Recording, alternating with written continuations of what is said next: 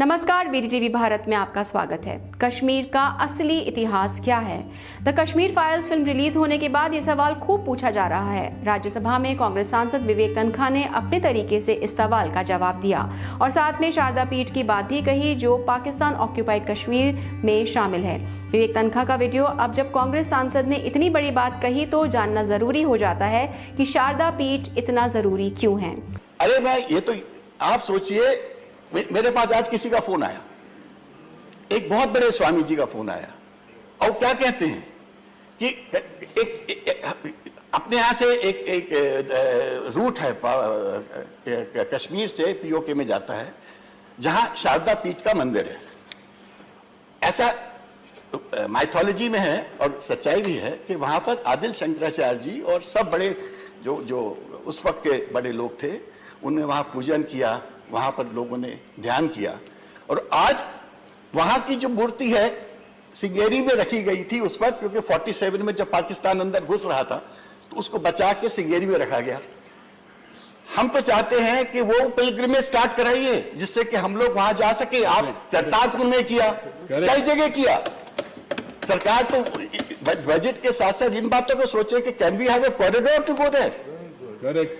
शारदा पीठ कई हजार साल पुराना माना जाता है। ये श्रीनगर से करीब 125 किलोमीटर दूर पाकिस्तान ऑक्यूपाइड कश्मीर में है। प्रमुख शक्तिपीठों में से एक ये पीठ कश्मीरी पंडितों की आस्था का प्रमुख केंद्र रहा है। हालांकि अब इसके अवशेष ही बचे हैं, लेकिन कश्मीरी पंडितों के लिए इसकी महत्ता कहीं ज्यादा है।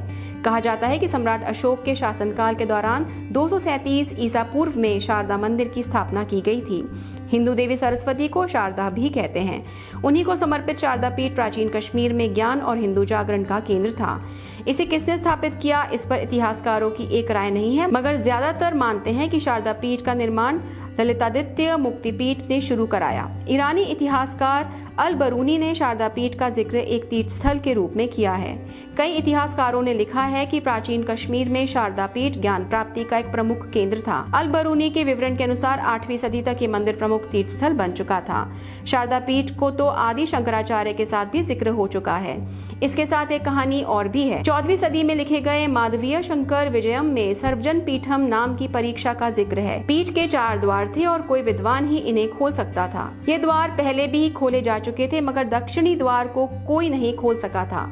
शंकराचार्य ने चुनौती स्वीकार कर ली। केरल से पैदल चलकर कश्मीर पहुंचे। आम लोगों ने उनका स्वागत किया, मगर विद्वान तुनक गए। जैसे ही वहां दक्षिणी द्वार के पास पहुंचे, उन्हें न्याय दर्शन, बौद्ध, दिगंबर जैन के विद्वानों ने रोक लिया। फिर आदि शंकराचार्य ने उन सबको शास्त्रार्थ से पराजित कर दिया। जैसे ही शंकराचार्य प्रवेश करने को थे, उन्हें देवी शारदा ने चुनौती दी। उस आवाज ने कहा कि केवल सर्वज्ञानी होना ही पर्याप्त नहीं होता, पवित्र भी होना चाहिए। और चूंकि शंकराचार्य राजा अमरूक के महल में रहे थे, पवित्र नहीं हो सकते। शंकराचार्य ने जवाब दिया कि उनके शरीर ने कभी कोई पाप नहीं किया और किसी और के पाप उन पर नहीं लादे जा सकते। माँ शारदा ने शंकराचार्य का तर्क स्वीकार कर लिया और उन्हें अनुमति दे दी। दक्षिण भारत के ब्राह्मण आज भी शारदा पीठ को नमन करके कर्मकांड करते हैं। कश्मीरी पंडितों के लिए शारदा पीठ की अहमियत काफी ज्यादा है। ये माना जाता है कि शारदा पीठ शाक्त संप्रदाय को समर्पित प्रथम तीर्थ स्थल है।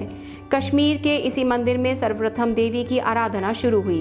बाद में खीर भवानी और वैष्णो देवी मंदिर अस्तित्व में आए।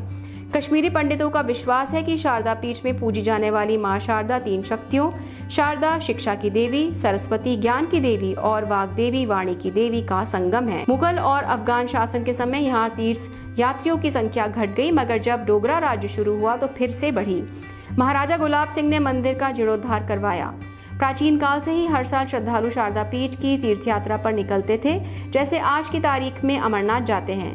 आखिरी ऐसी तीर्थ यात्रा 1946 में कुपवाड़ा के स्वामी नंदलाल की अगुवाई में निकाली गई थी। उस वक्त भारत और पाकिस्तान में जंग छिड़ी थी। नतीजा ये रहा कि शारदा पीठ पाकिस्तान के कब्जे में रह गया। फिर बड़ी संख्या में कश्मीरी पंडितों ने भारतीय जम्मू और कश्मीर में पलायन किया। चूंकि ये मंदिर नियंत्रण रेखा LOC के बेहद पास स्थित है, इसलिए तीर्थ यात्रा की अनुमति भी आसानी से नहीं मिलती। यहाँ जाने के लिए भारतीयों को नो ऑब्जेक्शन सर्टिफिकेट लेना पड़ता है। कश्मीरी पंडित लगातार भारत और पाकिस्तान की सरकारों से शारदा पीठ तक तीर्थ यात्रा शुरू करने की गुहार लगाते रहे हैं। अयोध्या में निर्माणाधीन राम मंदिर के लिए शारदा पीठ की मिट्टी भी मंगाई गई थी। चूंकि POK में चीनी नागरिकों को जाने की अनुमति है, इसलिए उसी तरीके का सहारा लिया गया। चीन के नागरिकता पा चुके वेंकटेश रमन हांगकांग के रास्ते से होते हुए मुजफ्फराबाद पहुंचे। वहां से शारदा पीठ गए और मंदिर के पुजारी से संपर्क किया और मिट्टी लेकर फिर हांगकांग के रास्ते दिल्ली पहुंचे। वैसे तो लोग शारदा पीठ के दर्शन के लिए काफी गुहार लगा चुके हैं, लेकिन आज तक इस पर कोई कार्रवाई नहीं हुई है। आपको कश्मीर से जुड़े इस इतिहास को जानकर कैसा लगा, कमेंट करके हमें जरूर बताएं।